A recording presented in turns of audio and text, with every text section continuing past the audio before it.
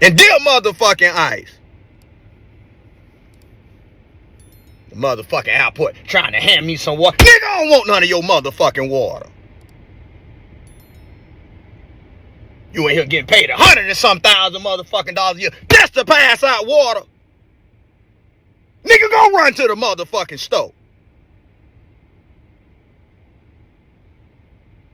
You in here getting motherfucking paid 100 and some thousand dollars. TSA ain't getting motherfucking paid. And all you doing is passing out motherfucking water. Nigga, go fix the motherfucking AC. Trying to act like you motherfucking friendly. Cause you ain't got no motherfucking mask on. Want none of your motherfucking water. Go to motherfucking Iran and fight. You so motherfucking tough. Passing out motherfucking water. Nigga, help with this motherfucking luggage.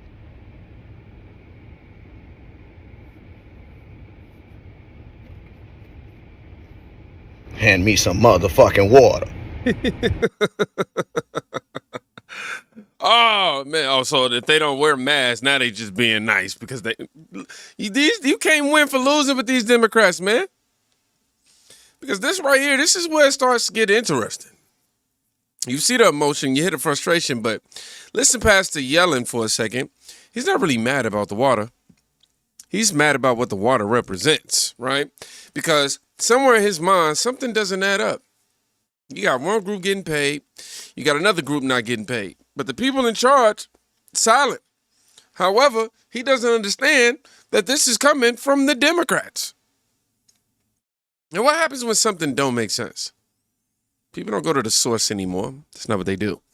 You know, they go to whoever sounds like they care the most. And that's how confusion spreads. Not from facts, but from frustration. Motherfucking frustration. But while this TDS frustration is building, somebody else is doing something way more dangerous. They're connecting the dots. Taken out of the country, drug dealers, murderers, they're protecting them all. I don't know how people can vote for these people. You know, I see the midterms are close. I don't know what close means, but I don't know how people can vote for them. You take a look, men, they want men to be able to play in women's sports. They want transgender for everybody. Terrible, but that's the way it is. They don't want to give voter ID. They don't want voter ID for elections. They don't want proof of citizenship for elections. And then they get to vote. They do cheat, but I don't know, it's hard to believe they can cheat that much. Just in the past few days, we've seen the taken out of the country. Now that right there, it's not even about voter ID. That's about a moment. Because once people start asking simple questions like, why wouldn't you want proof? Like, seriously, you want anybody to be able to vote? Come on, dog. Like, for real. That's when the conversation changes. You can't control it the same way anymore because before, you can label people, you can dismiss people, just call them names and then keep it moving. But when people start slowing things down and actually start thinking, now it's different. Now it's dangerous. And that danger, it doesn't stay online. It shows up in real life in places people cannot ignore. What goes through your mind as you listen to his reaction today and you look back at what he said right after President Trump's election? Obviously, Governor Pritzker does not care about the American people. He hasn't said anything about Sheridan. He actually went to Minnesota to put down flowers for Renee Good, but did not go to the lakefront where he filmed an ad to show how safe Chicago is that's now stained with her blood. He hasn't gone there to drop a rose. We are tired, America. We need help. I've been sitting here in this chair for 2 years asking the federal government to supersede the policies that are making the American people sitting ducks for criminals, literal criminals who crawl through a hole in the gate and are being subsidized with our tax dollars. How much more can we take? She's not the first woman to be killed by an illegal in this city, in this country. But yet every time we ask for the help and we get the help, we have our local officials here who send out their liberal army to go out and fight against them. And we're asking everybody to now get out the way and let them do their work. Mr. President, we need another Tomahawk helicopter here in the city of Chicago at Leona Park Beach Shelter. That's where that man lives. And if there was one gun in there, there are several guns in there. They are terrorizing and harassing the American people, and our local officials refuse to do anything about it. So we're asking you, please, President Trump, come save us. Sheridan didn't deserve to die, and we don't want more of American blood to be spilled on the sidewalk by these invaders. That's not politics anymore. That's Payne. And Payne doesn't care about narratives. Payne doesn't care about headlines at all. Payne only asks one question. Why? Why did this happen? And when people don't get answers, they stop listening to the people who were supposed to have them. And here's the part nobody wants to say out loud, right? When the people closest to the problem start speaking like that, that's when things shift. Not on TV, not on social media, but in real life. For her, she's obviously been trying to get everybody to realize the shift needs to happen for a long time. But instead of slowing down, instead of listening, some people double down. And here's where things start getting loud. Now, this is a clip that we did previously review, but we didn't get to review in its entirety. And it just came up on Twitter, so I wanted to make sure we all got to see it. My name is John Alante McCauley. I'm with a grassroots organization called Flip Philly Red.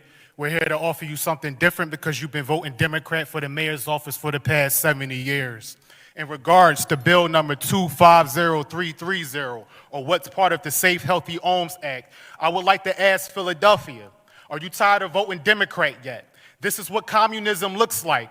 You work extremely hard to save your pennies, but buy some property and you can't dictate when you want to evict the tenant. Do you really own your property or not? But we know what Philly Democrat politicians love communism for, because they let Comrade Mayor Sherrell Parker raise the communist China flag in the birthplace of America. Tenants can already sue or simply move if it's a problem. But laws after laws scare away independent contractors and create more government-controlled housing. These laws breed entitlement, bad actors not paying rent, waiting for court dates, squatting on somebody else's property just like Governor Josh Shapiro is doing right now to his neighbors. To the landlords of Philadelphia, when you raise the rents higher up front to cover eviction hassles, I'll understand it. How are you going to tell a small business owner what to do with their own property? How many bad tenants have we seen? Always playing loud music, fighting and harassing neighbors, running drugs out of properties, doing drugs in someone else's property. Are you a small business owner or a caretaker? Are there tenants or are they your children? If the Department of Licenses and Inspections isn't serving good acting tenants properly, then we don't need new laws. We need to restructure the Department of Licenses and Inspections. Over 45 million taxpayer dollars proposed for L&I in fiscal year 2026, and they can't return a phone call? Racist Democrat President LBJ said, I'm going to have these niggas voting Democrat for the next 200 years. But you can change that in November. Stacey Garrity for governor. Excuse me. Thank you for your attention to this matter. Thank you. Excuse me. Please don't use that language in these chambers. Have a wonderful day. I can say what I want. It's my First Amendment. Have a great day. Next. See this in its entirety. This is what happens when people feel like they've been ignored for way too long. They don't whisper anymore. They're not asking politely. You know, they say exactly what they think. And whether it makes people uncomfortable or not, it doesn't matter. They've already reached the breaking point. And the interesting part is, it's not just one type of person saying it anymore, right? It's spreading, right? In different cities, different backgrounds, same energy. And that's not random. That's a pattern. And once the pattern starts forming, you get something else. Something called pushback. I feel like no one's on the same page with all of this shit that's happening, right? So you have Medicaid, Medicare fraud, right? You have EBT, SNAP, TANF, welfare fraud. You have medical transportation fraud. You have hospice fraud, daycare fraud. Let's see. What else? Pretty much anything that has to do with federal government spending in certain states, there's massive amounts of fraud to the tunes of billions of dollars. In Minnesota alone, it was estimated like 19 billion. In California, it's even fucking higher. Now, here's the part that gags me, right? All of those things are happening, but there's no election fraud. Like, somehow, in your warped little smooth minds, you don't see the correlation. Let me help you out. When you sign up for any type of governmental assistance, especially in certain states, they have a little thing down at the bottom, and you can go ahead and fact check me, prove me wrong. Go ahead, go start to sign up. They ask you if you want to register to vote. You can click yes, no, or no, I don't want to right now. Or you're already registered to vote. They don't ask for your citizenship. You can register to vote that way. Not to mention, Tim Walz signed into law, I think like 2022 or 2023, somewhere around there, that you could get a state ID or a driver's license. Anybody in Minnesota, legal or illegal, didn't matter. What they failed to tell you is that while he was passing that law, there was another law in place where you automatically signed up for voter registration once you got your state ID or driver's license.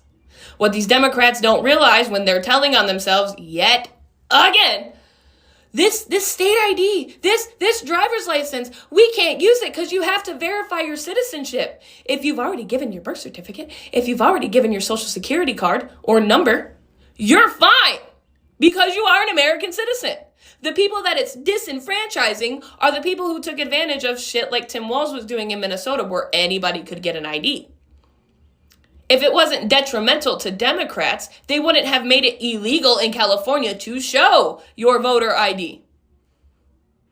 These sanctuary cities take in all of these people so they can bump up their house seats. We already know this. There's all of this other fraud going on, and somehow you don't think it's connected. You can't put the pieces together, but you're so smart, you're so bright, you're so brave. Go fuck yourself.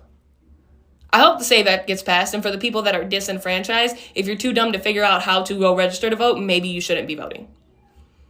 And for me and my, what is it that I get told by liberals on a daily? My illiterate, incompetent self can figure out how to vote and have been voting since 2016, since I turned 18, before I was married and when I got married.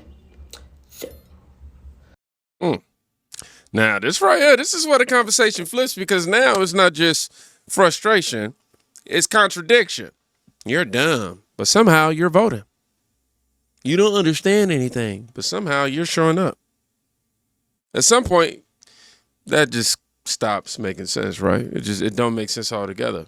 And when something doesn't make sense that long, people stop accepting it.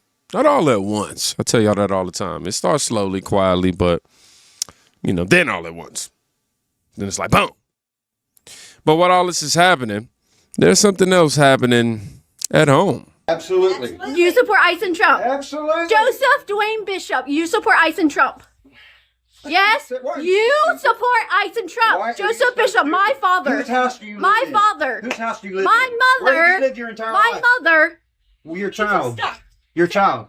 Joseph Bishop, my father. Your and child. Amanda Bishop, my mother, The support only- ICE the and only Trump. Okay, so I'm making this video for my own protection. So I am not suicidal. I don't want to die. I have a full life to live and I'm happy. But I just outed my parents for Trump and ICE supporters. So if anything happens to me, I don't know. So I'm just putting this out there for my own safety. I'm not suicidal. I'm a great mother. And I have no bad things to do to anyone whatsoever. I was using my freedom of speech, playing music. And since they support Trump and ICE, they got so mad and now they're kicking me out. So I'm just putting this here for my own safety and my own protection. Okay. Yo, these people actually have kids, bro. And now that I get to see behind the scenes of the people that are voting for the Mom Donnies and the AOCs and even Gavin Newsom's, it all makes sense. First of all, they all look the same. They all have a look. This one is a little bit more extreme than we're used to, but are we really surprised? I mean, the initial jump scare makes sense. But then you have to start really having a conversation about what we dealing with right here. This is mental illness in every way, shape, or form. Doxing your parents, let's start there. Saying your parents' full name for the internet in the house that you live in. You are a single mother living with your parents, obviously not having any ability to be able to take care of yourself. You're an adult. A grown woman. This is not the face of a young woman. This is a face of a fully grown, lived life, maybe did a few raves, maybe did a little bit of here and there, so on and so forth. Somebody got her pregnant, so we there. You know, she has a whole kid, and the father isn't in her life. The parents then obviously are still taking her in. I'm starting to question the parents a little bit now first, because it's like, yo, you created this monster. You got to take accountability for this. You know what I'm saying? Even though she's an adult, even though she's a fully grown person that's, I can't say capable of making her own decisions, because she seemed absolutely off her rocker. I mean, she got the black hair in the middle. She was bald head. I went and looked at her profile. I didn't watch any other videos, but I went and looked at her profile, and she was bald headed on another one. She said she was chopped by choice. She makes weird videos.